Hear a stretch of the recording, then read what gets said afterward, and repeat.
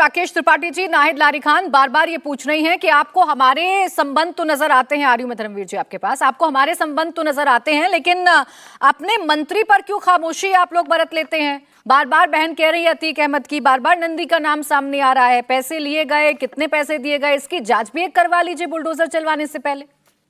देखिए प्राची, अगर एक भी लाइन, एक भी शब्द अगर नंदगोपाल गुप्ता नंदी ने अतीक अहमद के परिवार के पक्ष में बोला होता, उसके बचाव में बोला होता, तो निश्चित तौर पर यह माना जाता कि उनका कोई लेन देन है, उनका कोई वित्तीय ऐसा सरोकार है, उनका सहयोग है और इसलिए वो उनके पक्ष में बोल रहे हैं। यहाँ तो नंदी कार्रवाई करने के लिए कह रहे हैं और कठोरता से कार्रवाई करने के लिए कह रहे हैं, तो इसका मतलब कि ये बात समझ में आ रही है कि कौन कठोरता से कार्रवाई करा रहा है, उसको बदनाम करने का षड्यंत्र रचो। मैं एक दूसरी बात और प्राची जी साथ कहूंगा, अब तक होता यह रहा है जो सार्वभौमिक तौर पर किसी भी राज्य में अगर कहीं कानून व्यवस्था का कोई मसला आता है तो विपक्षी राजनीतिक दल सत्ता पक्ष पर इस बात के लिए आरोपित करते हुए धरना प्रदर्शन करते हैं कि सत्ता पक्ष कार्रवाई नहीं कर रहा है। फ्रीडम ऐप से सीखकर आप कड़कनाथ मुर्गियों का पालन करते हैं क्या? अगर ऐसा है तो आप अपनी मुर्गियों को 1 करोड़ फ्रीडम ऐप के जो ग्राहक हैं उन्हें बिना किसी खर्चे के आप उसे बेच सकते हैं। उत्तर प्रदेश में तो उल्टी गंगा बह रही है, यहाँ तो इस बात के लिए परेशान है विपक्षी दल कि सत्ता पक्ष बहुत प्रभावित कार्रवाई कर रहा है, बहुत त्वरित गति से कार्रवाई कर रहा है,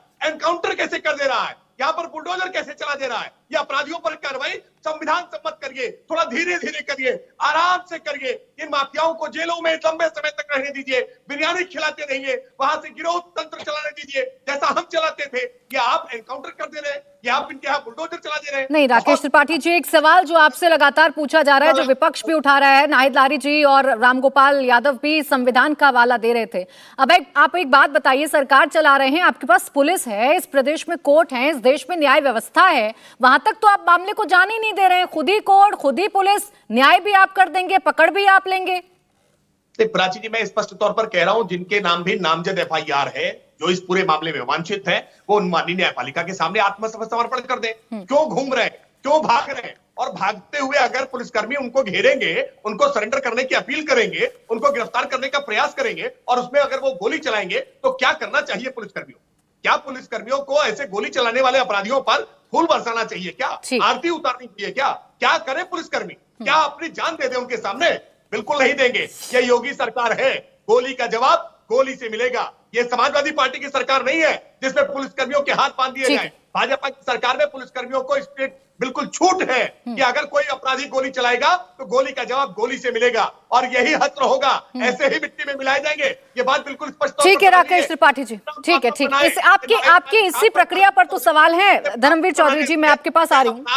पर कार्रवाई रुकेगी। एक सेकंड त्रिपाठी, धर्मवीर चौधरी जी, पहले तो आप सवाल को सुनिएगा और जवाब को प्लीज, जब आप जवाब दे रहे हो तो आप दूसरे को भी सुनिए, क्योंकि और भी मेहमान हैं।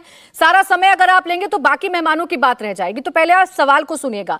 आप बार बार कह रहे हैं कि नमक किसने खाया, ये तो समाजवादी पार्टी और बीजेपी एक ही थाली के चट्टे बट्टे हैं। जब माफियाओं का इतिहास खुलता है तो बीएसपी का नाम भी उनके साथ चिपका हुआ नजर आता है, उनके परिवार के साथ चिपका हुआ नजर आता है, मुख्तार अंसारी के भाइयों के साथ चिपका हुआ नजर आता है। उस दाग को कैसे धोइएगा आप? उस संबंध को कैसे खत्म करिएगा? मैं प्राची जी, मुझे टाइम दीजिएगा।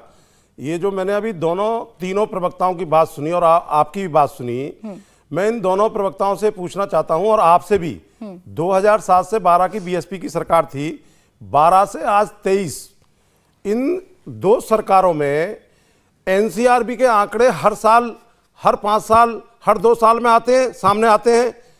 फ्रीडम ऐप से सीखकर आप कड़कनाथ मुर्गियों का पालन करते हैं क्या? अगर ऐसा है तो आप अपनी मुर्गियों को 1 करोड़ फ्रीडम ऐप के जो ग्राहक हैं उन्हें बिना किसी खर्चे के आप उसे बेच सकते हैं। 2009 में बहुजन समाज पार्टी बहन कुमारी मायावती जी की एनसीआरबी के आंकड़े देखिए, उत्तर प्रदेश 34वें नंबर पे था एनसीआरबी के आंकड़ों में, क्राइम में, लॉ एंड ऑर्डर में 34वें नंबर पे, और आज उत्तर प्रदेश पहले नंबर पे है इन 6 वर्षों में। और उससे पहले जो सपा सरकार थी उसमें भी पहले नंबर पर था।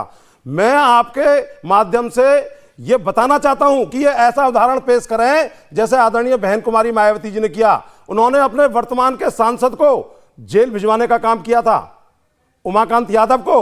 और इतना ही नहीं, जब जो है 12 मंत्रियों को लोकायुक्त में दोषी पाया गया तो बहन कुमारी मायावती जी ने 12 कैबिनेट मंत्रियों से इस्तीफा लेकर के उनको घर बिठाने का काम किया था।